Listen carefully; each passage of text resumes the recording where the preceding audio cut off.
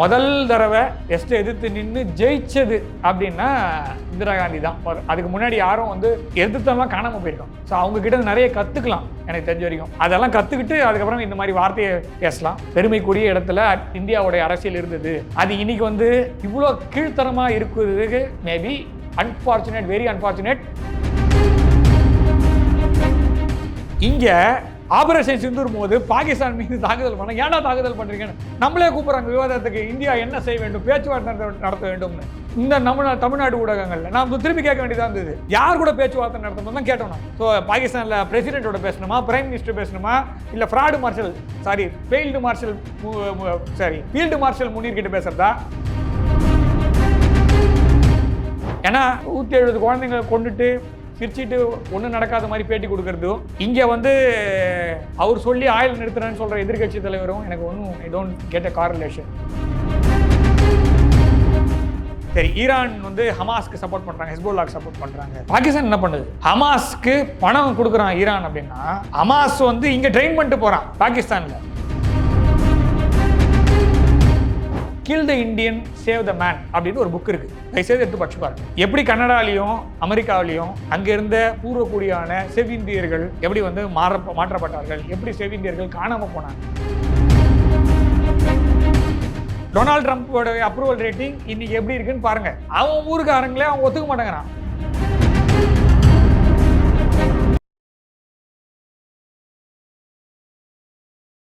ராகுல் காந்தி அவர்களோட சொல்றாரு, அமெரிக்கா பெர்மிஷன் கொடுத்து தான் நம்ம ஆயில் ரஷ்யாட்ட இம்போர்ட் பண்ணுமா அப்படின்ற மாதிரி ஒரு குற்றச்சாட்டை வைக்கிறாரு சார் அவரு. எனக்கு என்ன சொல்றது இல்லை, ஒரே ஒரு விஷயம். ட்ரம்ப் சொல்றத அமெரிக்கா கேட்குதா? நான் கேட்குறேன். அமெரிக்காவில் ட்ரம்ப்போடைய அதிகாரம் இருக்குல்ல, அது எந்த அளவில் இருக்கு? ட்ரம்ப்போடைய அப்ரூவல் ரேட்டிங்னு பாருங்க. ஜென்ரலா நீங்க இதெல்லாம் ரொம்ப பெருசெல்லாம் வேணாம். விஸ்வரூபம் படத்துல கமல்ஹாசன் சீன் ஒன்று வரும். ஃப்ரிட்ஜை திறப்பாங்க, ஆண்ட்ரியா அவங்க திறப்பாங்க போது ஒரு ஒபாமாவோட சீன் வரும். ஃபர்ஸ்ட் டைம் இந்த history of the United States Osama bin Laden is not a enemy of this country அப்படின்னு சொல்லுவார். அப்போ கமல் சொல்லுவார், இந்த மாதிரி இப்படியா ஒரு மனுஷன் செத்து போனதை கொண்டாடுவாங்க அப்படின்னு சொல்லுவார். சொல்லும் போது இன்னொரு கேரக்டர் சொல்லுவான், ஒபாமா ரேட்டிங்கெல்லாம் ஏற்ற வேண்டாமா அப்படின்னு. So that is Americas politics. So அதை ஒரு பெரிய ஜியோ பொலிட்டிக்கல் சப்ஜெக்டை ஒரு 10 செகண்ட்குள்ளே எக்ஸ்பிளைன் பண்ணியிருக்கோம் அந்த படத்தில். அந்த படம் அவர் சொல்ல கமல்ஹாசன் 10 துரந்தர்ஸ் ஃபார் பிரேக்ஃபாஸ்ட்னு சொல்லுவாங்க. அந்த மாதிரி அவ்வளோ விஷயம் இருக்கும் அதில். அந்த அமெரிக்காவுடைய அந்த வரலாறு தெரிஞ்சு, அமெரிக்காவுடைய அந்த பொலிட்டிக்கல் செனாரியோ தெரிஞ்சால் தான் அது வரும். ஸோ அந்த அப்ரூவல் ரேட்டிங்கில் டொனால்ட் ட்ரம்ப்போடைய அப்ரூவல் ரேட்டிங் இன்னைக்கு எப்படி இருக்குன்னு பாருங்கள். அவன் ஊருக்காரங்களே அவங்க ஒத்துக்க மாட்டேங்கிறான். அவர் சொல்கிறத ஒத்துக்க முடியாதுன்னு கோர்ட்டுக்கு போய் உட்காந்துருக்கான் ஒருத்தனும். ஸோ இவர் சொல்கிறத யாரும் கேட்க மாட்டேங்கிறாங்க, அவர் சொல்கிறத அவர் கேட்க மாட்டேங்கிறாங்க. 2 பேர் வேணால் ஒருத்தருக்கு ஒருத்தர் ஒத்தாசையாக சப்போர்ட்டுக்கு வேணா இருக்கலாமே தவிர இதெல்லாம் யாரும் கேட்டுக்கிற மாதிரி இல்லை. முதல்ல இந்தியா அமெரிக்கா சொல்லி கேட்குமா அப்படின்னா கிடையாது. இவங்க பார்ட்டி தான் முதல்ல உண்மையாக சொல்ல போனால் இந்திரா காந்தி அவர்கள் மீது பல விமர்சனங்கள் இருந்தாலும் முதல்ல ஒரு தைரியமாக ஒரு டெசிஷன் எடுத்து வெஸ்ட்டை எதிர்த்து நின்ன ஒரு இந்தியாவோட பிரதமர் அப்படின்ற. ஏன்னா அதுக்கு முன்னாடி ஒருத்தர் எதிர்த்து நின்னாரு, அவர் மரணமே அடைஞ்சார். லால் பகதூர் சாஸ்திரி. நம்ம பலி கொடுத்தோம், பலிதானி அவர். உண்மையிலே எதிர்த்து நின்னா என்ன ஆகுன்றது நம்ம பார்த்துருக்கோம். இந்திரா காந்தி அவருடைய மரணத்தின் மீதும் எனக்கு சந்தேகம் உண்டு. அது காலிஸ்தான்னா காலிஸ்தான் பின்னாடி யார் இருந்தா? நீங்க எல்லா இடத்துலையுமே வேற ஒருத்தன் செஞ்சான்ற மாதிரி தான் இருக்குமே தவிர அதுக்கு பின்னாடி எவன் இருந்தான்றது எதுவுமே தெரியாது. கென்னடி எப்படி செத்தாரோ அதே மாதிரி தான் இந்திரா காந்தி செத்தாங்கன்னு நான் பார்க்குறேன். அதுக்கான நிறைய டேட்டாலாம் இருக்குது. இந்திரா காந்தி அவர்களுடைய மரணமே நிறைய சர்ச்சைக்குரியது. அவங்கள ஆஸ்பத்திரிக்கு சீக்கிரமாக கூட்டின்னு போகல, எக்ஸ்ட்ரா புல்லட் இருந்ததுன்னு காந்திக்கும் இந்திரா காந்திக்கும் இருக்குது. ஸோ இப்படிப்பட்ட ஒரு குழப்பமான ஒரு சர்ச்சைக்குரிய விஷயத்தில் தான் அவங்களுடைய டெத் இருக்குன்னா. ஸோ அவங்க பார்ட்டி பற்றி ஒரு நிறைய பேசியிருக்காரு. ஸோ அவங்கக்கிட்ட நிறைய கற்றுக்கலாம் எனக்கு தெரிஞ்ச வரைக்கும். அதெல்லாம் கற்றுக்கிட்டு அதுக்கப்புறம் இந்த மாதிரி வார்த்தையை பேசலாம். கரெக்டு. அதே மாதிரி முதல் தடவை வெஸ்ட்டை எதிர்த்து நின்று ஜெயிச்சது அப்படின்னா இந்திரா காந்தி தான். அதுக்கு முன்னாடி யாரும் எதிர்த்தெல்லாம் காணாமல் போயிருக்கோம். அதுக்கப்புறமா 10 வருஷம் கழிச்சு தான் இவங்க காணாமல் போனாங்க. 71 ஓகேவா? 71 தான் உங்களுக்கு கோல்டுக்கும் டாலருக்கும் கனெக்ஷன் இல்லைன்னு கட் பண்ணுறாரு ஆகஸ்ட் மாதம்.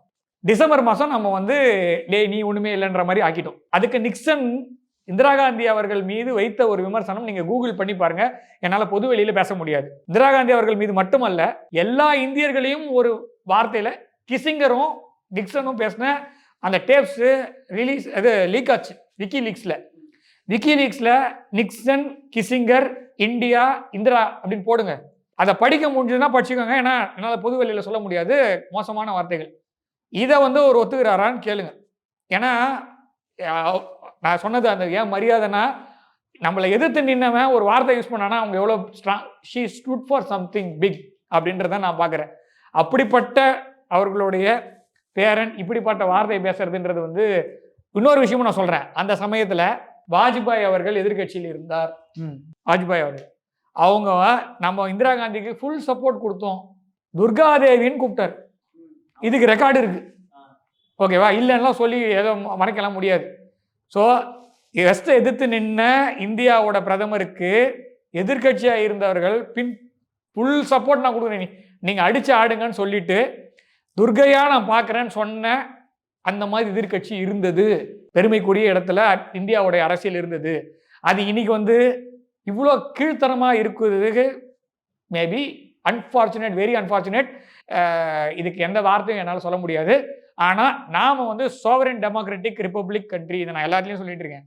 நான் யார் சொல்கிறேன்னு கேட்கணும்னு அவசியம் இல்லை. அந்த மாதிரி கேட்காதனால தான் நம்மளும் டார்கெட்டில் இருக்கோம்.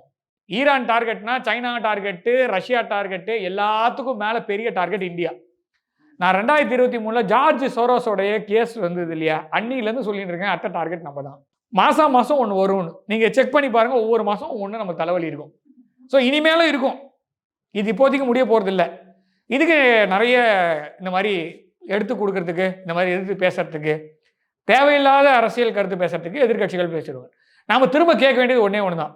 2008 பீஜிங் ஒலிம்பிக்ஸ் போது ராகுல் காந்தி அவர்கள், சோனியா காந்தி அவர்கள் எல்லாரும் வந்து பீஜிங் ஒலிம்பிக்ஸ் பார்க்க போனாங்க. சைட் லைன்ஸில் ஒரு ஃபோட்டோ ஒன்று இருக்குது. இவரும் சைனாவோட இப்போ இருக்க வெளியுறவுத்துறை அமைச்சரும் கையெழுத்து போடுற மாதிரி ஒரு ஃபோட்டோ. அந்த பேப்பரில் என்ன டாக்குமெண்ட் இருக்குன்னு கொஞ்சம் கேட்டு வாங்கி கொடுத்தீங்கன்னா சந்தோஷமாக இருக்கும். ஏன்னா இந்தியர்களுக்கும் புரியும். கடைசி வரைக்கும் அந்த இருமல் தாத்தான்னு ஒரு கேரக்டர் இருக்கும், அந்த மாதிரி தான் அந்த பேப்பர். கடைசி வரைக்கும் காமிக்க மாட்டாங்க. ஸோ அந்த பேப்பரில் என்ன இருந்தது, உங்கள் 2 பேருக்கு என்ன ஒப்பந்தம், எப்பப்பெல்லாம் இந்தியாவுக்கு பிரச்சனை வருதோ அப்பெல்லாம் இவர் பேசுறாரு. அந்த சைடில் எடுத்துக்கிட்டு இந்த சைடில் எதுவும் பேச மாட்டேங்கிறாரு. கொரோனா வந்து அந்த சைடு எடுத்துக்கிறாரு, ஆபரேஷன் சிந்தூர் அந்த சைடு எடுத்துக்கிறாரு, சர்ஜிக்கல் ஸ்ட்ரைக் பண்ணால் அந்த சைடு எடுத்துக்கிறாங்க. இன்னும் ஒரு விஷயம் நான் சொல்ல வரேன். ஈரானில் 170 குழந்தைகள், பெண் குழந்தைகள், ரொம்ப வருந்தத்தக்க விஷயம், ஓகேவா? இது வந்து அமெரிக்காவுடைய ஏவுகணை தான் அடிச்சதுன்னு ப்ரூஃபோட இருக்குது. அமெரிக்காவோட எதிர்கட்சி அவனாவது வாயை திறந்து பேசி பார்த்துருக்கீங்களா? அவன் பண்ணது மிகப்பெரிய மனித இனத்துக்கே எதிரான ஒரு செயல். குழந்தைங்களை போய் கொல்றது, அதுலேயும் ஸ்கூல் மேலே மிசைல் அடிக்கிறது, அதுலேயும் தெரிஞ்ச பிறகு அடிக்கிறதுன்றது வந்து 2 மிசைல், முதல்ல ஒரு மிசைல் அப்புறமா இன்னொரு மிசைல்னு சொல்கிறாங்க. எந்த எதிர்கட்சியாவது விட்டு கொடுக்குறானா பாருங்க. பண்ணது தப்பு, அநியாயம். அது அந்த அநியாயத்துக்கு ஒருத்தம் கூட எதிர்த்து பேச மாட்டாங்கிறான். அத்தனை பேரும் ஒன்னா கூடி நின்று இல்லை எங்கால் பண்ணது கரெக்டு தான் அப்படின்னு சொல்றான். இங்க ஆபரேஷன் சிந்தூர் போது பாகிஸ்தான் மீது தாக்குதல் பண்ண, ஏன்னா தாக்குதல் பண்றீங்கன்னு நம்மளே கூப்பிடுறாங்க விவாதத்துக்கு. இந்தியா என்ன செய்ய வேண்டும், பேச்சுவார்த்தை நடத்த வேண்டும்னு. இந்த நம்ம தமிழ்நாடு ஊடகங்கள்ல நாம் திருப்பி கேட்க வேண்டியதாக இருந்தது, யார் கூட பேச்சுவார்த்தை நடத்தணும் தான் கேட்டோம் நம்ம. ஸோ பாகிஸ்தானில் பிரசிடென்ட்டோட பேசணுமா, பிரைம் மினிஸ்டர் பேசணுமா, இல்லை ஃபீல்டு மார்ஷல் முனீர் கிட்ட பேசுறதா, இல்லை ஐஎஸ்ஐ சீஃப் கிட்ட பேசுறதா, இல்லைனா அந்த டிஜிஎம்ஓ லெவலில் பேசுறதா, யார் கூட பேசுறதுன்னு தெரியல. ஸோ இங்கே நான் அடித்தது எல்லாமே லெஜிட்டிமேட் டார்கெட்ஸ், எல்லாமே டெரரிஸ்ட் ஹப்ஸ். எங்கெல்லாம் அதான் அடித்தோம், எங்கெல்லாம் பேஸும் அங்கே தான் அடித்தோம், ஒரு சிவிலியன் பேஸ் கூட அடிக்கல. இவ்வளோ பண்ண பிறகு இங்கேருந்து கேட்குறாங்க பேச்சுவார்த்தை நடத்து, போற நிறுத்துன்னு. அங்கே குழந்தைங்களை கொண்டு இருக்கான், ஒருத்தம் கூட விட்டு கொடுக்க மாட்டான். I think like India has to learn from American society. American society அப்படி தான் இருக்குது. நீங்கள் என் மேலே எவ்வளோ விமர்சனம் வந்தாலும் இது இவங்க கவர்மெண்ட் தப்பு பண்ணுது, ஓகே? இந்த this is not Israel's war, this is not Iran's war, this is somebody else's war. They are in problem. நீங்கள் ஒரு சைடு மாத்திரம் தான் பார்க்குறீங்க. நீங்கள் ஈரான் மேலே இருக்கக்கூடிய அந்த அந்த அந்த தாக்குதல் மாத்திரம் தான் நம்ம பார்த்துட்டு இருக்கோம். இஸ்ரேல் பக்கம் இருக்கக்கூடிய தாக்குதல் நம்ம இன்னும் வீடியோஸ் பார்க்கல, ஓகேவா? இன்னொன்று மிடில் ஈஸ்ட் கண்ட்ரீஸ், நான் சொல்றது வெஸ்டர்ன் ஏஷியா கண்ட்ரி உள்ள இருக்கக்கூடிய தாக்குதல் நடந்த விஷயம் எதுவுமே பார்க்க முடியல நம்மளால. அது இன்னும் வெளியில வரல, அது எப்படி இருக்குன்னு நம்மளுக்கு தெரியாது. ஸோ நீங்க ஒரு சைடு மாத்திரம் திஸ் சென்சார் வெஸ்டர்ன் கண்ட்ரீஸ்க்கு ரொம்ப கை வந்த கலை. 1,80,000 பேர் பேசிட்டு இருக்கும் போதே பாம்பு போட்டு வேப்பரைஸ் பண்ணி விட்டாங்க. ஓகேவா? அதுக்கும் அந்த சொசைட்டி கம்முன்னு தான் இருக்குது இன்னி வரைக்கும். இனிமேலும் போடுவேன்னு சொன்னால் கூட அந்த சொசைட்டி கம்முன்னு தான் இருக்கும்.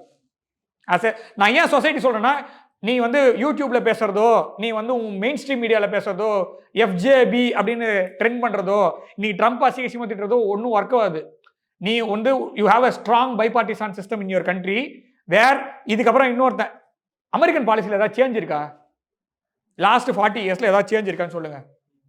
இதே சைக்கிள் தான் சுற்றி வந்துட்டு இருக்கு. வந்துட்டே இருக்கும். ஏதாவது ஒரு வார கிரியேட் பண்ணுறது. இந்த பிரசிடென்ட் இன்னொரு பிரசிடென்ட் வந்து குறை சொல்லுவார், ஆனால் அவர் அதே தான் செய்வார். அடுத்த இன்னொரு பிரசிடென்ட் வருவார், அவர் தப்புன்னு சொல்லுவார், வந்து உட்காந்து அதே தான் செய்வார். Russia enemy, India enemy, Pakistan நண்பன், ஈரான் எனிமி. ஸோ எவன்லாம் உனக்கு சல்யூட் அடிக்கிறானா காலில் வந்தோன்னா நண்பன், எவன்லாம் அவன் நாட்டுக்கு உண்மையாக இருக்கானோ அவன்லாம் எதிரி.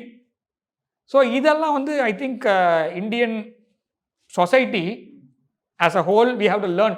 இதெல்லாம் பண்ணால் தான் நம்ம ஒரு ஒன் சொசைட்டி ஆகும் போல இருக்கு. எனக்கு தெரியல. ஏன்னா 170 குழந்தைங்களை கொண்டுட்டு சிரிச்சிட்டு ஒன்றும் நடக்காத மாதிரி பேட்டி கொடுக்கறதும், இங்கே வந்து அவர் சொல்லி ஆயில் நிறுத்துறேன்னு சொல்கிற எதிர்கட்சி தலைவரும் எனக்கு ஒன்றும் I don't get a correlation. Sir இப்போ ஆயில் ஞாபகம் வருது. இப்போ ஈரான் வந்து நம்மளுடைய ஷிப்ஸ் எல்லாம் வந்து அலோவ் பண்ணுறாங்களா இல்லை அலோவ் பண்ணலையா? அலோவ் பண்ணுறாங்க, அது இல்லைன்னு தான் சொல்லுவாங்க இவங்கெல்லாம். ஓகேவா? Disinformation we are living in information age. Okay, தரவுகள் காலத்தில் நாம் வாழ்கிறோம், தரவுகளின் காலத்தில் வாழ்கிறோம். அப்படி இருக்கும்போது பொய் தகவல்கள் நிறைய வரும். ஆபரேஷன் சிந்தூர் போது நம்ம பார்த்தது தான். அங்கே ஜெயிச்சிட்டோம், இங்கே தோத்துட்டோம் மீடியாவில். ஆமாம், அதை தோத்ததை சரி பண்ணுறதுக்காக 32 நாடுகளுக்கு நாம் எம்பிகள் அனுப்பணும். வேறு வேறு கட்சி, வேறு வேறு மதம் எல்லாம் ஒன்றா போய் சொல்லிட்டு வர வேண்டியதாக இருக்குது. ஏன்னா போய் அதாவது உண்மை சட்டையை போகிறதுக்குள்ளே போய் கோட்டு சூட்லாம் போட்டு ஓடுமா, அந்த மாதிரி தான் இருக்குது. ஸோ அதனால் கப்பல்கள், நம்மளுடைய கப்பல்கள் அனுமதி உண்டு. ஈரானோட தூதர் சொல்லியிருக்காரு, இந்தியாவை நாம் நம்புகிறோம். வேறு யார் சொன்னால் இவங்க நம்புவாங்கன்னு எனக்கு தெரியல. ஓகேவா? இந்தியா வந்து சில விஷயங்களை வெளிப்படையாக பேச முடியும், சில விஷயத்தை வெளிப்படையாக பேச முடியாது. ஏன்னா உலகத்தோடைய விஷயம் அப்படி இருக்குது. சரி, சைனா என்ன பேசுகிறாங்க, புட்டின் எதாவது பேசுகிறாரா? நம்மளுக்கு மாத்திரம் ஏன் மேபி நம்ம கடகராசின்றதுனால, இந்தியான்றது கடகராசி, அதனால் நண்டு துடிச்சிட்டே இருக்குன்னு நான் நினைக்கிறேன். ஸோ பரவாயில்ல, அஷ்டம சனி முடிஞ்சிருச்சு, நம்ம நல்ல நேரம் தான் ஆரம்பிக்குது. ஸோ ஆனால் கொஞ்சம் அமைதியாக இருக்கணும். ஸோ ஷெல்வி சார் மாதிரி ஆயிடுச்சு. ஸோ அமைதியாக இருந்தால் மாத்திரம்தான் இதுலேருந்து வெளியில் வர முடியும். அமெரிக்கா ஒரே நாளில் உலகத்தோட நம்பர் 1 பொசிஷனில் வரல.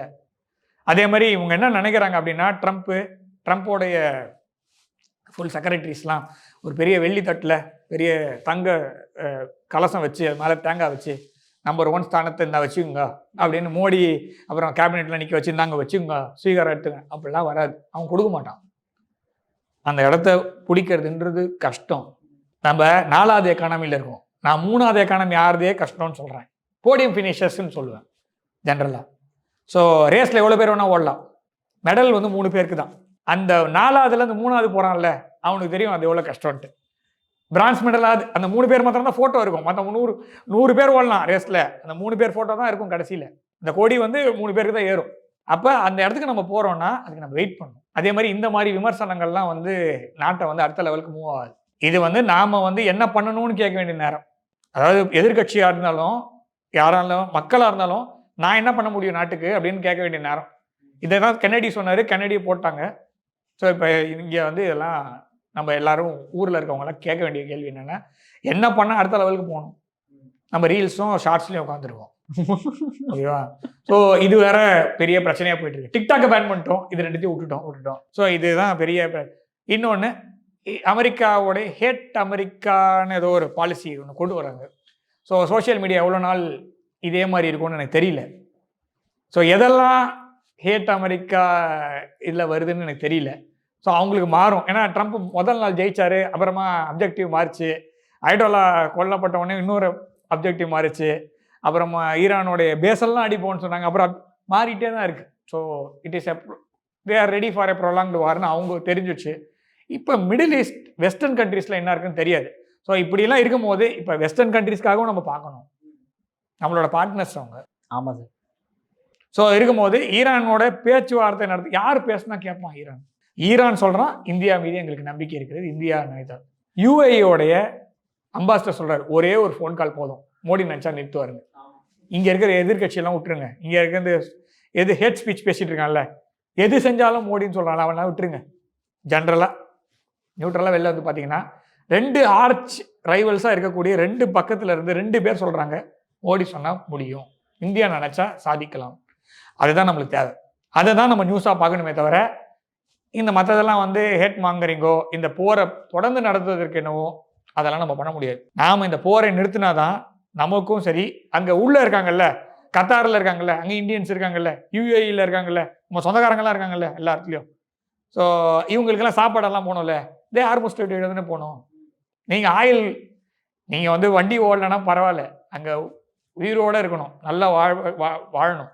ஸோ இந்த கிராஸ் ஃபயரில் இதெல்லாம் இழக்க முடியாது. ஆமாம் சார், சேஃப் உழைச்சி கட்டியிருக்கான். எண்ணெயை விற்று 30 வருஷத்தில் தே ஹவ் கிரியேட்டட் ஒண்டர்ஸ். அதை கிரியேட் பண்ணதை பாதுகாக்கிறதுக்கு என்னவோ அந்த விஷயம் தான் பார்க்கணுமே தவிர 2 பக்கம் கொளுத்தி போட்டு 2 பேர் அடிச்சுன்னு சாவங்கடான்னு சொல்கிறது வந்து ஒரு நாடு தேவையே இல்லை. இந்த 2 பக்கமும் போர் நிறுத்து, இந்த பக்கமும் இவனும் இருக்கணும், இந்த பக்கம் இவனும் இருக்கணும்னு. இந்த 2500 வருஷம் பிரச்சனையோ 1400 வருஷம் பிரச்சனையோ உங்களால் சால்வ் பண்ணவே முடியாது. ட்ரம்ப்பாலையும் முடியாது, அடுத்து வரவனாலும் 10 பேராலையும் முடியாது. இந்த மாதிரி மூட்டி விட்டு டாலரை வேணால் தக்க வைக்க முடியும், அது கூட கொஞ்ச நாள் தான், அதுக்கப்புறம் பள்ளி இழிச்சிடும். எண்ணம் இருக்கணும். America had a ideal. அமெரிக்கான்றது வந்து உருவாக்கும் போது நீங்கள் பாஸ்டன் டீ பார்ட்டி அதுக்கப்புறமா அமெரிக்காவோடைய ஃபவுண்டேஷன்லாம் பார்த்தீங்கன்னா நல்லாயிருக்கும். இன்னைக்கு கூட அமெரிக்காவோட பிரியம் படித்து பாருங்கள், உங்கள் லோகோலே ப்ளூரிபிஸ் யூனியம்னு போட்டிருக்கோம். ஓகேவா? ஸோ அந்த மாதிரி ஒரு ஐடியல்ஸ் கொண்ட ஒரு நாடு. ஆனால் இப்படி தெரியல, என்ன சொல்கிறதுன்னு தெரியல, ரன்னிங் அவுட் ஆஃப் வேர்ட்ஸ் ஆக்சுவலாக சொல்ல முடியல சார். அதே மாதிரி இப்போ அயத்துல்லா காமெனி வந்து ரொம்ப ஸ்ட்ராங் லீடராக இருந்தார். ஸோ அவர் வந்து கொண்டுட்டாங்க. இப்போ அவருடைய சன் வந்திருக்காப்புல, அவர் எந்த அளவுக்கு வந்து ஸ்ட்ராங்காக இருக்காரு? ஏன்னா அவருமே வந்து சில ஸ்டேட்மெண்ட்ஸ்லாம் சொல்கிறாரு, எந்த அளவுக்கு ஸ்ட்ராங்காக? கண்டிப்பாக ஸ்ட்ராங்காக தான் இருப்பாங்க. அதாவது எப்போவுமே வந்து ஒரு சீசன்டு பர்சனுக்கு அப்புறமா வரக்கூடியவன் எப்போவுமே புதுசாக வரும்போது எல்லாருமே ஒரு நம்பிக்கையை உண்டாக்கணும் அந்த மக்களுக்குன்ற மாதிரி அவங்கள பேச்சோ அவங்களுடைய ஒர்க்கிங் டைப்போ வந்து கண்டிப்பாக ஒரு இன்ஸ்பயர் பண்ணுற மாதிரி தான் இருக்கும். அடுத்த அயட்டோலாவும் அதே மாதிரி தான் பேசுகிறதெல்லாம் பார்த்தீங்கன்னா கொஞ்சம் இதுவாக தான் இருக்குது, இல்லை ராடிக்கலாக தான் இருக்குது. ஆனால் அந்த சொசைட்டி அதை ஒத்துக்குது. அந்த சொசைட்டி மேலே நம்மளுக்கு எந்த ஒரு இதுவும் கிடையாது. நம்ம முதல்ல பார்க்க வேண்டியது என்னென்னா, ஈரான் உள்ளே நடக்கிற விஷயம் இந்தியாவுக்கு தேவையில்லாத விஷயம். இந்தியாவுக்குள்ளே அந்த மாதிரி நடக்காமல் இருக்கிறதுக்கு என்னவோ அதை மாத்திரம் தான் நம்ம பார்க்கணும். ஜென்ரலாக நான் சொல்கிறது வந்து நீங்கள் ரொம்ப எக்ஸ்ட்ரீம் ரேடிகலைசேஷன் போனீங்கன்னா கூட நான் சொல்கிறது வந்து நம்ம ஊரில் என்னவோ நம்மளோட கல்ச்சரை அவங்க ஃபாலோ பண்ணணும். அதுதான் இன்னைக்கு India if you are in Rome do as Romans do தான் சொல்கிறோம். நீ ஈரான்குள்ளே போயிட்டு டூ அஸ் ரோமன்ஸ் டூ சொல்ல முடியாது, இது பர்ஷியா, அவ்வளோதான். ஸோ அவன் வந்து அது வந்து ஒரு நாள் 2 நாளில் மாறல, காலங்காலமாக மாறிடுது. இன்னொன்று, Iran is a civilisational state. காலங்காலமாக இன்னைக்கு மதம் மாத்திரம் தான் இவன் மாறி இருக்கான். இன்னைக்கு பேர் நிறைய பேர் பர்ஷியன் நேம்ஸ் வச்சுருக்காங்க. 98% இஸ்லாம் ஷியா இஸ்லாம் ஃபாலோ பண்ணாலும் அவன் பேர்லாம் நிறைய பார்த்தீங்கன்னா it is not Arabic names. அவன் இன்னும் பர்ஷியன் நேம்ஸ் தான் வச்சுருக்கான். நிறைய கல்ச்சர்லாம் உள்ளெல்லாம் இருக்குது. ஸோ அதனால் நீங்கள் உள்ளுக்குள்ளே நம்ம போகணுன்னு அவசியம் இல்லை. நான் சொல்கிறது வந்து இந்தியன்ஸ்க்கு வந்து நாம் தான் இப்போ வந்து அவங்க சொசைட்டிக்குள்ளே தலை விடுறோமோன்னு எனக்கு ஒரு அவன் நம்மக்குள்ளே விடுறான்னா அதை அடுத்து நிறுத்தணும். அதுக்குள்ளே நான் போகல, அதை கண்டிப்பாக அதை செய்யணும். என் கல்ச்சர் நான் ஃபாலோ பண்ணுவேன், உன் கல்ச்சர் நீ ஃபாலோ பண்ணிக்கோன்றது தான். இதை வந்து பூசி மழுகிறது இல்லை. எனக்கு என்ன தேவை, என்னுடைய நாடு சேஃபாக இருக்கணும், அதுக்கு என்னவோ மாத்திரம் தான் நான் பண்ணணும். சரி, இந்த கேள்வி நான் வைக்கிறேன் அடுத்தது. சரி, ஈரான் வந்து ஹமாஸ்க்கு சப்போர்ட் பண்ணுறாங்க, ஹிஸ்புல்லாக்கு சப்போர்ட் பண்ணுறாங்க. பாகிஸ்தான் என்ன பண்ணுது? பாகிஸ்தான் என்ன பண்ணுது? ஹமாஸ்க்கு பணம் கொடுக்குறான் ஈரான் அப்படின்னா, ஹமாஸ் வந்து இங்கே ட்ரெயின் பண்ணிட்டு போகிறான் பாகிஸ்தானில். கரெக்டா இல்லையா? பாகிஸ்தானை மேஜர் நாட்டோ வலையை வச்சுருக்காங்க அமெரிக்கா. கரெக்டா? அப்போ நீங்கள் ஏன் பாஸ் அங்கே உங்களுக்கு வந்து எந்த கேள்வியும் வரமாட்டேங்குது? நீங்கள் முதல்ல உலகத்தில் ஒரு தீவிரவாதத்துக்கு ஆதரவாக ஒரு நாடு இருக்குது அப்படின்னா, தீவிரவாதத்துக்காகவே ஒரு நாடு இருக்குன்னா பாகிஸ்தான் தான் naturally. 26/11 attack David Coleman Headley காலங்காலமாக சொல்லிட்டு இருக்கோம், அவன் வந்து American citizen, Rana Canadian citizen. இந்த மாதிரி வேற ஒரு நாட்டுடைய சிட்டிசன் அவங்க ஊரில் பண்ணால் ஒத்துவான்ல அவனுங்க.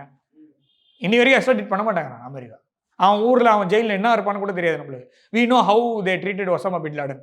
ஸோ ஒசாமா பின் லாடன் எங்கன்னா பாகிஸ்தான்ல இருந்தான்.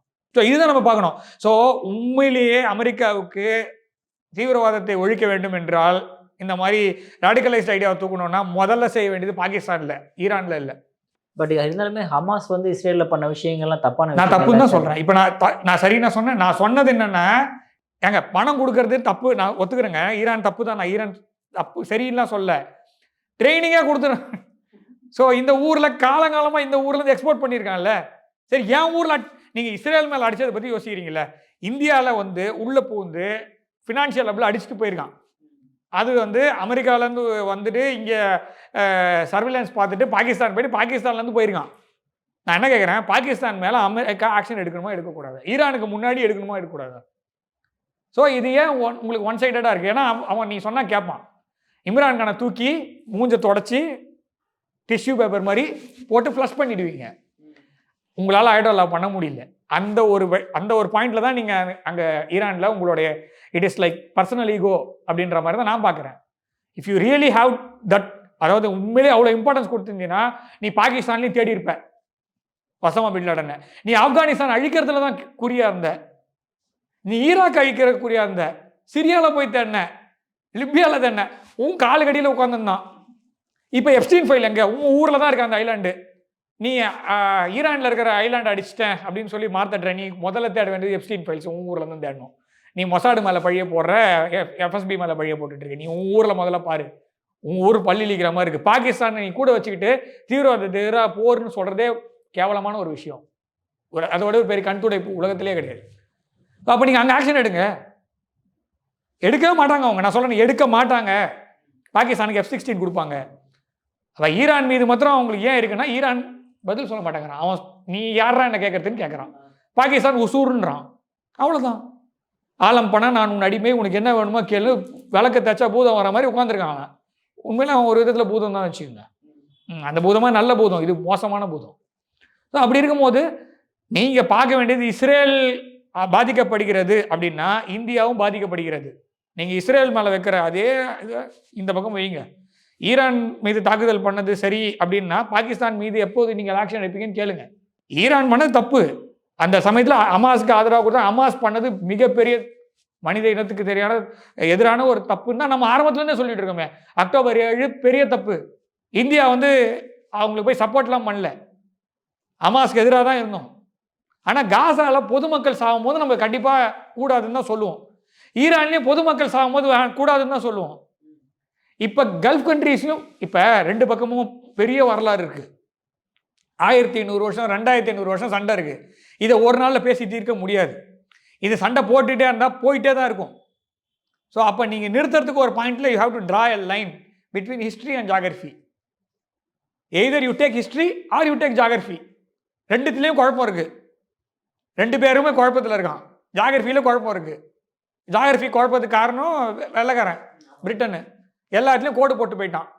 அதான் சொன்ன, பைத்தியம் பிடிச்ச ஒரு ஆள் நல்லா குடிச்சிட்டு ஒரு குளோப் எடுத்து சர்சன் பிளேடில் போட்டால் என்னவோ அதுதான் ஆங்கிலோ அமெரிக்கன் ஃபோர்ஸஸ் 1945 பண்ணது மேப்பில். இன்றைக்கும் அதை திருப்பி ட்ரை பண்ணுறாங்க. அது நடக்க போகிறது இல்லைன்னு தான் நான் சொல்கிறேன். It is not going to happen. Okay sir. இவ்வளோ இத்தனை கண்ட்ரிஸ், கல்ஃப் கண்ட்ரிஸ் எல்லாமே வந்து இப்போ எகெயின்ஸ்டாக ஈரான் இருக்குது. பட் ஈரான் இத்தனை கண்ட்ரிஸுக்குமே ஏன் அங்கேருந்து அமெரிக்கா எவ்வளோ சப்போர்ட் பண்ணுது, இஸ்ரேல் சப்போர்ட் பண்ணுது, இருந்தாலுமே ஈரான் எப்படி சார் இந்தளவுக்கு டஃப் கொடுக்குது? அவங்கள்ட்ட அவ்வளோ ஆயுதங்கள் இருக்குது, அவ்வளோ ஏவுகணைகள் இருக்கா? அவங்க அதான் சொல்கிறாங்க, 20 வருஷமா நான் இதுக்காக தான் வெயிட் பண்ணியிருந்தேன்னு சொல்கிறான். ஸோ இப்போ 20 வருஷமா அவங்க தயாராக இருந்திருக்காங்கன்னு வாருக்கு. ஆமாம், அதை தான் சொல்கிறாங்க அவங்க. You have not seen anything. இது வரைக்கும் நான் காமிச்சதெல்லாம் வெள்ளோட்டம் தான், நீ பார்க்கறதுக்கு எதுவும் இல்லை. இன்னொன்று, அதை தான் நான் முதல்ல சொல்லும் போதே சொன்னேன், இது ஆரம்பம் தான். இழப்பதற்கு ஒன்றுமில்லைன்னு இருக்கக்கூடிய ஒரு சொசைட்டிக்கு இது ஒரு பெரிய விஷயமே இல்லை. கண்ணாடி மாளிகை யார்கிட்ட இருக்கு? இதுதான் நீங்கள் பார்க்கணும். கல் யார் விட்டா முதல்ல? அவ்வளோதான். இது ரெண்டும் தான் நீங்கள் பார்க்கணும். கண்ணாடி மாளிகை என் சைடில் இருக்குது அப்படின்னா நான் எப்படி பிஹேவ் பண்ணுமோ பிஹேவ் பண்ணணும். கண்ணாடி மாளிகை என் பக்கத்தில் இருக்குன்னா நான் கல் விடுறதுக்கு முன்னாடி பார்த்து விடணும். ஸோ இப்போ அடிச்சிட்ட பிறகு என் பக்கத்தில் கண்டிப்பாக பாதிப்புகள் இருக்க தான் செய்யும். இது வந்து இந்த ஹார்மோஸ் ஸ்ட்ரைட்ன்றது இப்போ நேற்றுக்கு இன்னைக்கு இல்லை, காலங்காலமாக இருக்கக்கூடிய விஷயம்தான். இதெல்லாம் எதிர்பார்த்து தானே அவங்க இருக்காங்க. So you cannot be like fighting with alligator in the bond. நடுவில் வந்து ஒரு ஃபோட்டோ ஒன்று வந்தது. அந்த ஃபோட்டோவில் வந்து பார்த்தீங்கன்னா சிங்கம் வந்து ஒரு முதலையோட இருக்கும், சண்டை போடுற மாதிரி ஒரு ஃபோட்டோ இருக்கும். ஸோ அந்த சிங்கம் வந்து தண்ணிக்குள்ளே இருக்க முதலையை பார்க்கும், ரெண்டுமே வாயை திறந்த மாதிரி இப்படி இருக்கும், எக்கோ இதோட இது பார்க்கும், இது பார்க்குற மாதிரி இருக்கும்.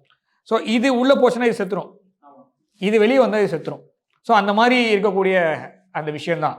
அந்த மாதிரி யூ கேனாட் ஃபைட் அலிகேட்டர் பண்ணி உள்ளுக்குள்ளே சரி, லேண்ட் இன்வேஷனுக்கு யூஎஸ் ரெடியா? ஃபுல் நேட்டோ ரெடியா? ஜிசிசி ரெடியா? அதை தான் சொல்கிறேன். இந்த பக்கம் இழப்பதற்கு நிறைய இருக்கு. அடுத்த 30-40 வருஷத்துக்கான வளம், அடுத்த 30-40 வருஷத்துக்கான வளர்ச்சி எல்லாமே இருக்கு இந்த சைடில். ஃபுல்லா ரோட் மேப் போட்டு வச்சிருக்காங்க. நீங்க ஒரு $40,000 $30,000 ஒரு ட்ரோனை வச்சு இதை முடிக்கணும்னு தலையெழுத்து கிடையாது. So it has to stop. அதுதான் சொல்றேன். அவங்க ரெடியாக தான் இருக்காங்க. ரொம்ப பெருசாலாம் இல்லை. இன்னொன்று, இது நீங்கள் நினைக்கிற மாதிரி அடுத்த இன்னொரு $1 போட்டீங்க, இன்னொரு $1 வராரு, அதையும் போட்டீங்க, 6 பேர் 7 பேர் ரெடியாக இருக்கான். இப்போ அத்தனை பேர் போயிட்டான். ஈராக்கில் நடந்தது ஈரானில் நடக்குது. உள்ளுக்குள்ளேருந்து நிறைய ஒரு 100 குரூப் வருது. நீங்கள் எந்த குரூப் மேலே ப்ளேம் பண்ணுவீங்க? சரி, ப்ளேம் பண்ணுறீங்கன்னா கூட லாஸ் யாருக்கு? நீங்கள் 2 பக்கமும் கடலை வச்சுக்கிட்டு கண்ணாடி மாளிகையில் சந்தோஷமாக அங்கே இருப்பீங்க. உங்களோட கரன்சி நல்லா இருக்கும். இந்த பெட்ரோ டாலர் சிஸ்டம் ஓடும். உலகத்தில் இருக்க அத்தனை பேர் ஒருத்தச்சு சாவான். கரெக்டா? ஜிசிசியை ஈரான் அடிக்கும், இஸ்ரேலை ஈரான் அடிக்கும், ஈரான் வந்து இஸ்ரேல் ஈரான் அடிக்கும், ஜிசிசி கூட ஈரான் அடிக்கும், நிறைய பேர் சாவாங்க. இது போயிட்டே தான் இருக்கும். You are not going to get any result out of this war. இது ரிசல்ட் வரவே முடியாத ஒரு வார். அதான் சொன்ன அப்ஜெக்டிவ் அப்படிங்கிறது மாறுபடும். ஸோ இங்கே பண்ண முடியாது. சவுத் கொரியா நார்த் கொரியா நீங்கள் என்ன பண்ணீங்க சொல்லுங்க. மற்றதெல்லாம் விட்ருங்க. நீங்கள் கடைசியில் கிம் ஜாங் இன்னொரு பக்கம் டெஸ்ட் பண்ணிட்டு இருக்காரு. ஜப்பான் விட்டாதா? அதுதான் சொல்ல வரேன். புரியுதா? உங்களால் சிலதெல்லாம் கை வைக்க முடியாது. These are all ancient civilisations. இவங்க கை வைக்க நினைக்கிறது எல்லாமே ancient civilisation. You may be trying for something else. நீ வந்து உனக்கு வரலாறுன்னு ஒன்று கிடையாது. 300 வருஷத்துக்கு முன்னாடி இருந்த வரலாறுலாம் அழிச்சிட்டேன். அம்மா வந்த பாயை கொடுத்து, அம்மா வந்த பெட்ஷீட்டை கொடுத்து, அங்கே இருந்த எல்லா நேட்டிவ் ட்ரைப்ஸையும் காலி பண்ணிட்டேன். நாளைக்கு போய் தேடினா கூட 5% 6% தான். மிச்சம் இருந்தவனை எல்லாரையும் kill the Indian save the man அப்படின்னு ஒரு புக் இருக்குது. தயவுசெய்து எடுத்து படிச்சு பாருங்க. எப்படி கனடாலையும் அமெரிக்காவிலையும் அங்கே இருந்த பூர்வக்குடியான செவ்விந்தியர்கள் எப்படி வந்து மாற்றப்பட்டார்கள், எப்படி செவ்விந்தியர்கள் காணாமல் போனாங்க அப்படி இருக்க விஷயம் அதில் இருக்குது. ஸோ திரும்ப சொல்கிறேன், kill the Indian save the man அப்படின்னு ஒரு புக் இருக்குது. ஸோ அந்த மாதிரி நீ எல்லா ஊர்லேயும் பண்ணிவிட்டு உங்கள் ஊரில் அந்த மாதிரி பண்ணியிருக்க. உனக்கு வரலாறே கிடையாது. ஆனால் எனக்கு 7000 8000 வருஷம் வரலாறு இருக்குது. நான் என்ன ரிலீஜியனில் இருக்கேன் எல்லாம் வேறு விஷயம். நான் சிவிலைசேஷனல் ஸ்டேட்டு. ஈரானும் சிவிலைசேஷனல் ஸ்டேட்டு, சைனாவும் சிவிலைசேஷனல் ஸ்டேட்டு. நீ என்ன வேணால் சொல்லிக்கோ, நம்மளுடைய எதிரி இருக்கட்டும். ஆனால் அவன் அதான் லீ குவான் யூ சொல்லுவார், நீ எல்லா ஊர்லேயும் மதத்தை மாற்றின, இந்தியாலையும் சைனாலும் உன்னை மாற்ற முடியல, லீவ் லெட் லீவ்னாரு. அதுதான் சொல்ல வரும். ஸோ உங்களால் மாற்ற முடியாது. இதை நான் வந்து யுக்ரைன் ரஷ்யா போரில் சொன்னேன். 2 ஸ்லாவின மக்களையும் மோத விட்டு ஏதோ நடக்குதுங்க. இங்கே ஷியா சுன்னி ஜூஸ் 3 பேரையும் மோத விட்டு வேற ஏதோ அச்சீவ் பண்ண ட்ரை பண்ணுற மாதிரி கூட நம்ம எடுத்துக்கலாம். ஸோ இதில் வந்து நிறைய ஆங்கிளில் நம்ம பார்க்குறதா இருக்குது. ஆனால் எனக்கு தெரிஞ்ச வரைக்கும் இதெல்லாம் நிற்கணும்னா 2-3 நாடுகள் இருக்குது.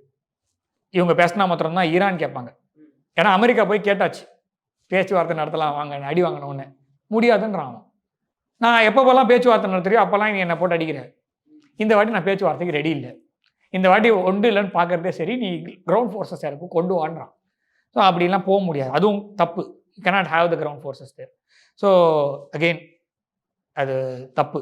அதனால் இது எந்த அளவுக்கு இதை வந்து அமிக்கபிளாக முடிக்க முடியுமோ அதுதான் கரெக்டாக இருக்குமே தவிர எவ்வளோ சீக்கிரமாக இந்த போரை நிறுத்தணும். நான் என்னுடைய எதிர்பார்ப்பு ரம்ஜானுக்குள்ளே முடியும்னு என்னுடைய தனிப்பட்ட கருத்தை நான் வைக்கிறேன். ஓகே, லாஸ்ட்டாக ஒரே ஒரு கொஸ்டின் சார். இப்போ வந்து ஈரானுக்கு வந்து ரஷ்யா, சைனா இந்த மாதிரி கண்ட்ரிஸ்லாம் சப்போர்ட் பண்ணுறாங்களா இன்டைரக்டாக? இந்தியா ஏதாவது சப்போர்ட் பண்ணுதா? இந்தியாவும் சரி, ரஷ்யா, சைனாவும் சரி சப்போர்ட் பண்ணணும்னா எப்படி அமெரிக்கா உக்ரைனுக்கு சப்போர்ட் பண்ணுற மாதிரி கேட்குறாங்களா? ஓகேவா? இல்லை மனிதாபிமான அடிப்படையில் இந்தியா உக்ரைனுக்கு உதவி செஞ்ச மாதிரி கேட்குறாங்களா? இந்த கேள்வியை நான் திரும்ப கேட்குறேன். வினா எதிர் வினாதல் அப்படின்ற தமிழ் இலக்கணத்தில் வரும். ஸோ அதனால் நம்மளை அந்த கேள்வி கேட்குறாங்கன்னா, இந்தியா ஈரானுக்கு உதவி செய்யுதுன்னா ஈரான் உக்ரைனுக்கு உதவி செய்தது, இன்னும் செய்கிறது. ஓகேவா? ஆனால் நீங்கள் உக்ரைனுக்கு உதவி செய்கிற மாதிரி நாங்கள் செய்யலை, வித்தியாசம் இருக்குது. அந்த மாதிரி ஹியூமனிடேரியன் எய்டு போகணுமானா காசாக்கு நம்ம உதவி செய்தோம், ஹமாஸுக்கு உதவி செய்யலை, வித்தியாசம் இருக்குது. இந்தியா கண்டிப்பாக மனிதனின் பக்கம் நிற்கும், ஈரானுக்கு உதவி செய்யும். மனிதாபிமான அடிப்படையில் மருந்துகள், உணவுப் பொருட்கள், ஹாஸ்பிட்டல்ஸு, மறுகட்டமைப்பு. அமெரிக்கா குப்பை மாதிரி போட்டு போனான் ஆப்கானிஸ்தானை. பார்லிமெண்ட் யார் கட்டி கொடுத்தா? நீ என்ன பண்ண, நீ என்னத்தை விட்டு போன, அதான் லெகசின்னு சொல்லுவாங்கல்ல. இந்தியாவோட லெகசி என்ன தெரியுமா, ஆப்கானிஸ்தானோடைய பார்லிமெண்ட். அமெரிக்காவோட லெகசி என்ன தெரியுமா, இந்த தாலிபானு ஊஞ்சல் ஆனாங்க தெரியுமா, அதுக்கும் விஸ்வரூபம் படத்திலேயே 10 வருஷத்துக்கு முன்னாடி. உண்மையிலேயே சொல்றேன், அது யூ கேனாட் ஈவன் திங்க் அந்த விஷயத்த நுவான்ஸ் முன்னாடி கொண்டு வருதுன்னு. 10 வருஷம் அப்புறம் நடக்க போற விஷயத்த 10 வருஷத்துக்கு முன்னாடி ஊஞ்சல் ஆடுற சீன் வரும் அந்த படத்துல. அந்த பையன் ஊஞ்சல் அதே மாதிரி இதுல ஹெலிகாப்டர்ல ஊஞ்சல் ஆடுவாங்க. அதை விட இன்னொரு விஷயம், ஆப்கானிஸ்தான் வந்து சைனாக்கு போனாங்க. ஆப்கானிஸ்தான் தாலிபான் போகும்போது ஒரு பொருளை வந்து கொடுத்தாங்க. நான் சொல்ல வேணாம், அது ஏற்கனவே நம்ம தமிழ்நாட்டில் தலைவிரிச்சு ஆடிட்டு இருக்கு, அதை பத்தி நம்ம பேச வேணாம். ஒரு பொருளை கொடுக்கும்போது அது போட்டோ எல்லாம் பெருசா வந்தது. அந்த அந்த சீனும் வரும் அந்த படத்துல, humble gift from a humble farmer அப்படின்ட்டு. ஸோ அதுவும் வரும். ஸோ இந்த மாதிரி தேர் ஆர் திங்ஸ். ஓகேவா, என்னோட லெகசி என்னன்னா பார்லிமெண்ட்டு, உன்னோட லெகசி அங்கே இருக்கக்கூடிய அந்த ஆயுதங்கள், கொலைகலன்கள், ஒருத்தனை ஒருத்தன் அடிச்சு சாகக்கூடிய பொருள்கள் தான் நீ விட்டுட்டு போனேன். நான் இப்பவும் போய் ஒர்க் பண்றேன், அங்கே அவங்களோட மறுசீரமைப்பு ஒர்க் பண்றேன். That is the difference. So அதனால ஈரானுக்கு நம்ம உதவி செய்வோம்னா கண்டிப்பாக செய்வோம். ஈரானோட இவங்க அடிச்சுட்டு போனாங்களே அந்த பார்லிமெண்ட் திருப்பி கட்டி கொடுக்கலாம், அங்கே இருக்க மக்களுக்கு சோறு போடலாம், அங்கே இருக்கக்கூடிய மக்களுடைய வாழ்வாதாரத்தை முன்னேற்றத்துக்கு முயற்சி பண்ணலாம். எல்லாத்தையும் விட்டுட்டு ஓடணும்னு அவசியம் இல்லை. எப்படி இவங்க சைகனில் விட்டு ஓடினாங்களோ, எப்படி காபூலில் விட்டு ஓடினாங்களோ, அடுத்தது கீவில் விட்டு ஓட போகிறாங்களோ, அந்த மாதிரி இந்தியா ஓடாது, இந்தியா நிற்கும். இன்னைக்கும் தாக்கால எதிர்த்து பேசினாலும் நான் அவனுக்கு சோறு போட்டுட்டு இருக்கேன். இன்னைக்கு ஆயில் நம்ம மூலமா தான் போதும் அவனுக்கு. சார் ஆமா சார், இந்த ஒரு நியூஸ் கூட வந்தது, நம்மளே வந்து கேஸ் தட்டுப்பாடு ஆயில் பிரச்சனை இருக்கும்போது இப்போ ஏன் நீங்க அதை தான் சொல்ல வரேன். இந்த மாதிரி இந்த மாதிரி செய்யறது தான் இந்தியாவோட விஷயம் தவிர இதுதான் இந்தியாவோட லெகசி. ஓகேவா, ஸோ அந்த லெகசிக்குள்ள நம்ம போமாட்டா, கண்டிப்பாக உதவி செய்வோம். எதுக்காக செய்வோம்னா இந்த மாதிரி மனிதாபிமான விஷயத்துக்கு நம்ம செய்வோம். அப்போ இப்போ ஈரானுக்கு வந்து யாருமே வந்து வெப்பன் சப்ளையோ இல்லை கம்யூனிகேஷன் சப்ளையோ யாருமே கொடுக்கறது இல்லையா சார் அவங்களுக்கு? அவங்களுக்கு அது தேவைன்னா அவங்க கேட்க போறாங்க. அவங்க கொடுக்குற கண்ட்ரி கொடுப்பாங்க. இந்த பக்கம் ஒருத்தன் கொடுக்குறான்ல, அப்போ அந்த பக்கம் கொடுக்கறதுக்கு ஆளுக்கு இருக்க தான் செய்வாங்க.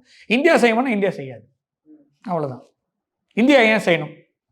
முதல் விஷயம், இந்தியா செய்யும். போரை நிறுத்துவதற்காக தான் இந்தியா இருக்கும், போரை தொடர்ந்து நடத்துவதற்காக இந்தியா இருக்காது. கண்டிப்பாக இது யுக்ரைனுக்கு நம்ம உதவி செஞ்சோம், இந்த மாதிரி செஞ்சோம். ரஷ்யாவுக்கு ஆயுதம் சப்ளை பண்ணோமா? இன்ஃபேக்ட் நம்ம வந்து 2 பேருமே ஜாயிண்ட் பார்ட்னர்ஸ் பிரம்மோஸ்ல. ஆமாம். இப்போ தாடெல்லாம் மூவ் பண்ணிட்டு இருக்காங்களே, கொரியால இருந்து எல்லாத்தையும் தாடெல்லாம் எடுத்துட்டு வந்து இங்கே வைக்கிறாங்க. இங்கே இருந்ததெல்லாம் பாகிஸ்தான்ல இருந்தால் உக்ரைனில் வச்சானுங்க. அப்புறமா பாகிஸ்தானில் உக்ரைனில் இருக்கிறதெல்லாம் கொண்டு வந்து இப்போ கல்ஃப்க்கு வைக்கிறாங்க. இப்போ தாடெல்லாம் கொண்டு வந்து இங்கே வைக்கிறாங்க. அந்த மாதிரிலாம் இந்தியா செய்யாது. அது இந்தியா வந்து எது நல்லதோ மனிதத்துக்கு எதுனோ கண்டிப்பாக செய்வோம். இது வந்து பூசி மெழுகிறது நானும் சொல்லிட்டு போங்க, ஆனால் அப்படி கவலை இல்லை. ஆனால் இந்தியா அமைதியான நாடு, அமைதிக்காகவே போராடும் இந்தியா கடைசி வரைக்கும். Okay sir. சார் உங்கள் அற்புதமான கருத்தை இளையபுரம் பந்தற்கு மிக்க நன்றி சார். ஜெய்ஹிந்த், வந்தே மாதரம். ஜெய்ஹிந்த் சார்.